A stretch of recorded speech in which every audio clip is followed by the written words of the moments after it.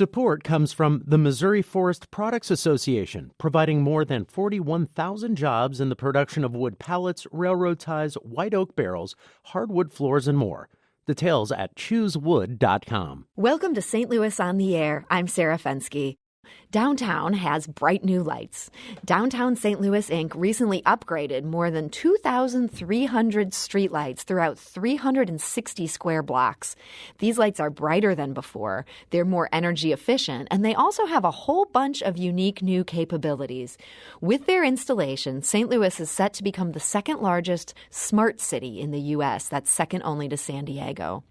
And these new lights are actually the brainchild of a company that's based right here. It's in Hazelwood, and it's called Labyrinth Technologies. So joining me in studio to talk about this exciting new project is Missy Kelley. She's the CEO of Downtown St. Louis, Inc. Missy, welcome back to the show. Thank you. I'm thrilled to be here. And we're also joined today by Ted Stegeman. He's the CEO of Labyrinth Technologies. Ted, welcome to the show. Thanks for having us. And we're joined by John Stegeman. He's the Chief Technology Officer of Labyrinth Technologies. He is Ted's son, and despite that super impressive title, he's actually only 23 years old. So, John Stegeman, welcome to the show. Thank you for having me. And for those of you listening, we're wondering, have you seen Downtown's new smart lighting? What do you think? You can give us a call at 314-382-8255. That's 382-TALK. Or you can send us a tweet at STL on air, or email us at talk@stlpublicradio.org, and we may read it on the air. So I want to start with you, Ted Stegeman, since this is your company that developed this. Tell us a bit about these lights. We've said that they're brighter, but it is so much more than that. What can they do? Well, the lighting, we did a pilot program for Downtown STL in 2017 and took their input of what they were looking for, brighter lighting, wider lighting, lighting the sidewalks, and having the ability to control all that, and built our product around exactly what they were asking for, and built that more energy efficient, and built other control aspects in there to help with maintenance, so the city public works gets a notification if it's out, so people don't have to report it, and it becomes more automatic. So this is going sort of from the 20th century version of a streetlight to something that's a whole lot smarter. Yes, ma'am. Now, I think what's really interesting about this is that even though those capabilities might sound simple to somebody who knows nothing about engineering, this is actually kind of a great leap forward. And I'm really curious to hear how your company, and I understand your son in particular, got this to this point that these are now on the streets. So, John, tell us, what is the origin of your exploration of this? You must have been really young when you started looking at the problems that led to this solution. Yeah, so my technology background, I started in FIRST Robotics when I was in fourth grade at Forsyth School, and continued with that all through elementary school. And then I started a FTC team, First Robotics, First Tech Challenge team at John Burroughs School. Started that when I was in 8th grade and continued that through 12th grade. And I actually worked at the St. Louis Science Center. And while I was there at the St. Louis Science Center, I worked on the NASA exhibit there with the Mars rover. I built and designed those rovers. And you were doing this at what age, that you were building and designing their Mars rovers for the Science Center? Yeah, so started that project when I was 16 there, and then finished up when I was 18. So did that, and that built a lot of the core technology and background more than anything for how that would work, because that particular exhibit involves wireless communication, long-distance data stuff, and communicating between computers and all that kind of stuff to make that exhibit work. So when was asked about how to make by my dad, because he needed someone to help figure out this project, so used some of the information from there to help build this technology. That's kind of amazing. So it all goes back to this robotics team in high school. I mean, so many parents, they're thinking, should I have my kids study or should I encourage extracurriculars? This extracurricular led directly to this new technology. Yeah, we're sort of a techie family, so we grew up building things and doing those kind of experiences, and the kids just sort of followed right along with that. It's kind of amazing. Now, Missy, tell us, from Downtown St. Louis, Inc.'s side of this, you guys had some particular problems you wanted to solve. What sort of was the origin of this? I understand it goes back quite a few years. It does. It goes back probably to 2015 when we first started thinking, there needs to be better lighting down here.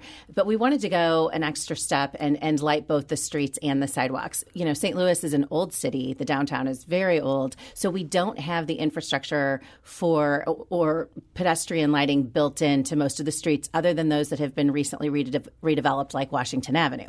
So that was going to be a really expensive and, frankly, not even an option to add pedestrian lighting throughout downtown to make sure that those sidewalks are lit.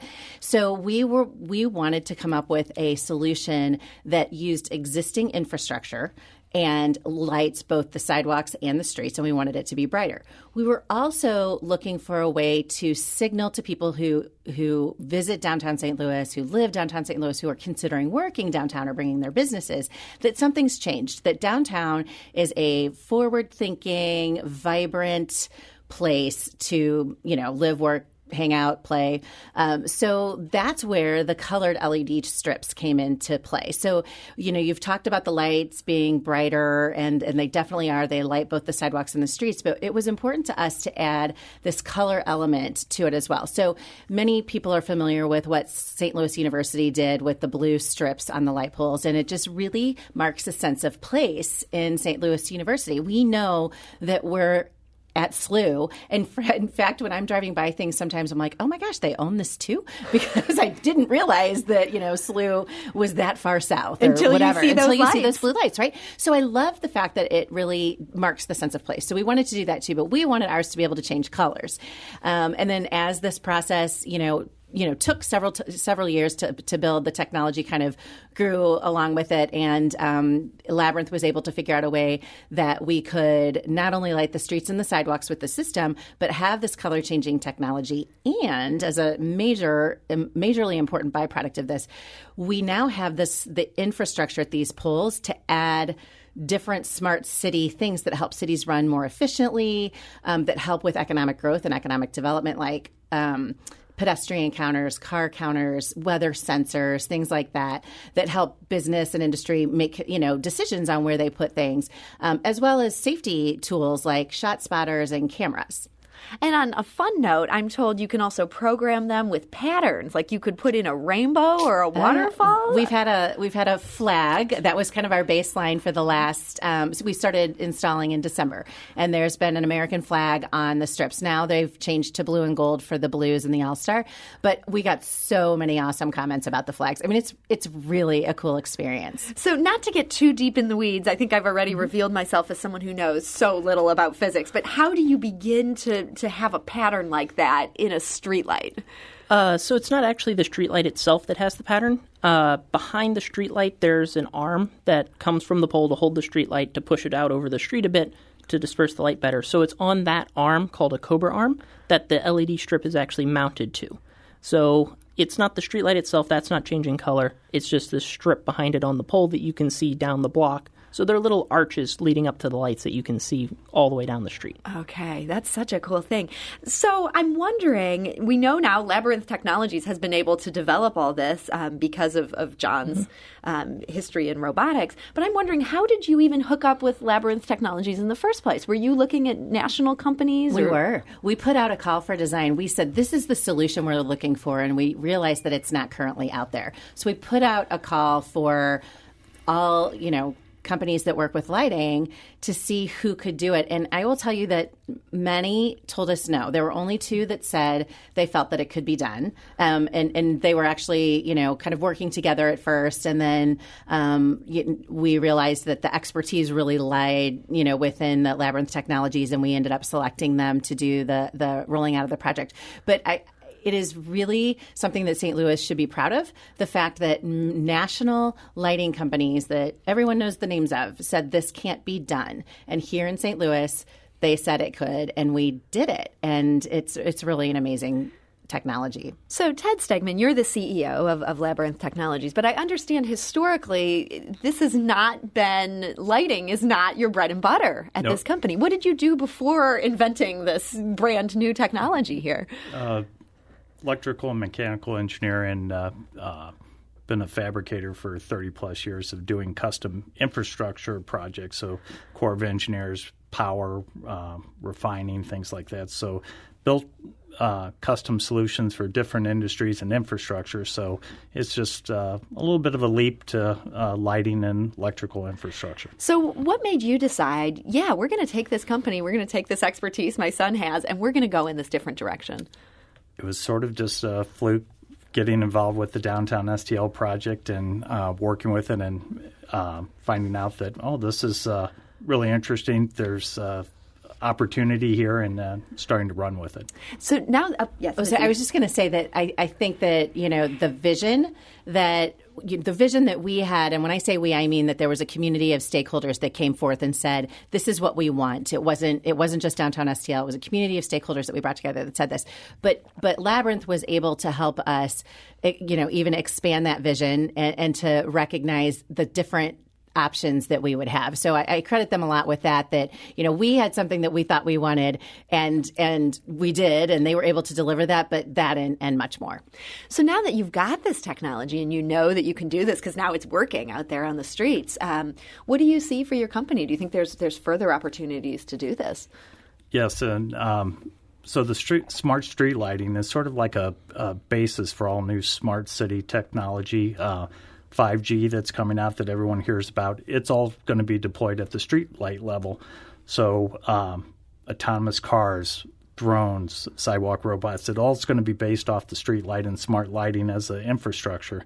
So there's opportunities to leverage the smart lighting into those other venues as well. So do you see yourself hoping to bring this now to other cities, or what's kind of the next step for what Labyrinth could do with this product you have? Well, we've already started looking at other cities. We're in a competition in Los Angeles. That would be a huge contract. That would be a huge contract.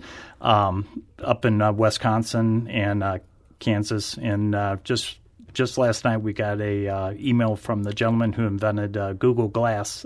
He's up in Toronto and wants to collaborate with us on Smart City up in Toronto. John, that must feel amazing to know that, the guy who invented Google Glass, this is like the tech jackpot here. It is. And what would you like to see happen with some of these innovations that you've been working on?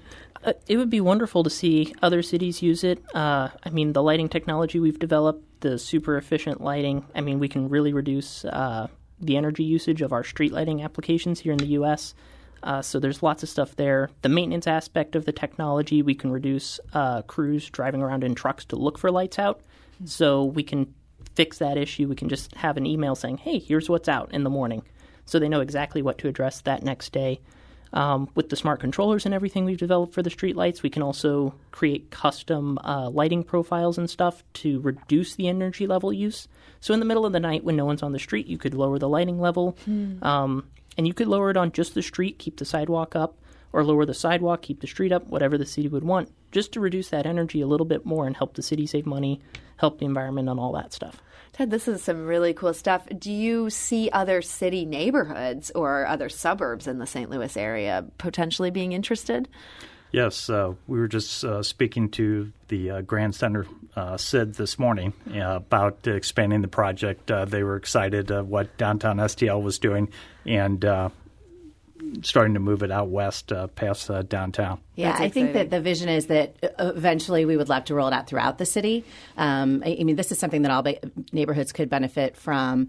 I do want to clarify that downtown right now, the lighting where you can see it when you come down for our All-Star Weekend is going to be around Union Station and the Enterprise Center, basically up to Tucker. You'll also see it most of the way, all the way down Market to the Arch. But this is just the first phase. This will be rolled out in 6 phases over the next 18 months or so. And then also, as part of the 5G deployment, when the carriers come in, they're going to be putting the smart lighting on those poles as well. So in the next 4 or 5 years, about 30,000 of the 55 or 60,000 the city has will all be replaced. Wow. Missy, I want to ask you sort of that pivotal St. Louis question, because all of this stuff sounds great, but you know how it works in the city. It always ends up coming down to money. And I know that when you guys kicked this project off in 2016, you were hoping it would be done within about a year. And at one point, you were quoted in the news saying that fundraising difficulties had been one of the reasons for the delay. I'm wondering, how did you end up bringing it across the finish line in terms of the funding for this? Well, that's a great question, and I credit major stakeholders in downtown St. Louis with stepping forward and saying, we see this vision, we know it's important, we know this is going to be good for St. Louis. Bob O'Loughlin with LHM, who owns Union Station and the Ballpark Hilton, among other hotels, Bill DeWitt with the St. Louis Cardinals, Tom Stillman and Chris Zimmerman with the St. Louis Blues.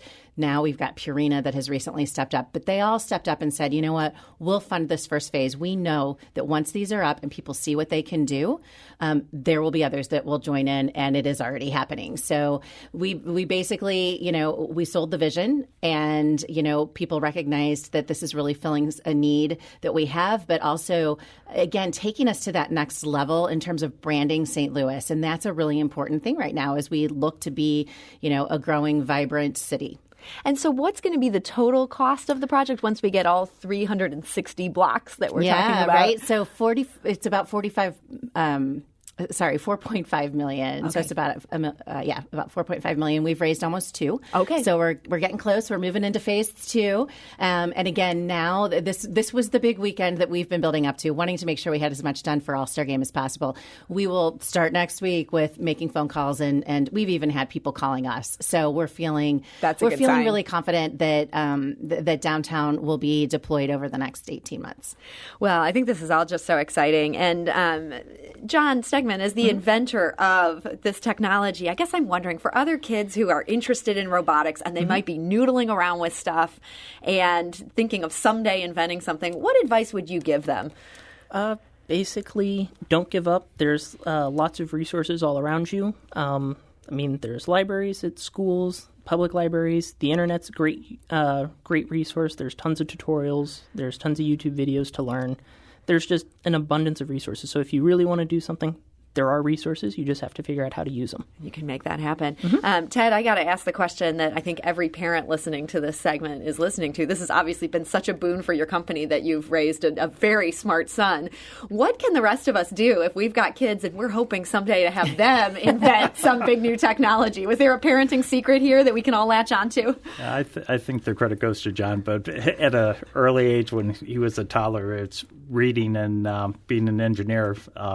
We talked physics. And you talked physics when he was a toddler. Yeah, going over the children's books was reading about physics.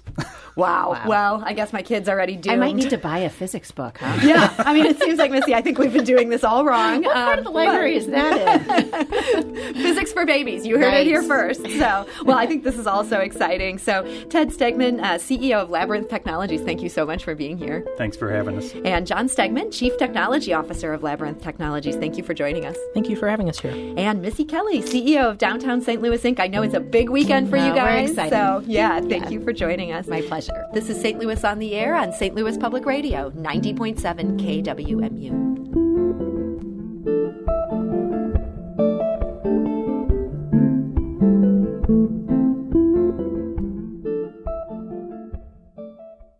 Support comes from the Missouri Forest Products Association, providing more than 41,000 jobs in the production of wood pallets, railroad ties, white oak barrels, hardwood floors, and more. Details at choosewood.com. St. Louis Public Radio's The Gateway gives you the day's news first thing every weekday morning. From the ever-evolving relationship between St. Louis City and County to developments in the Missouri and Illinois state capitals and reports from our correspondents in Rolla and the Metro East. We put it all in a roughly 10-minute package with clarity and context. Download The Gateway wherever you get podcasts.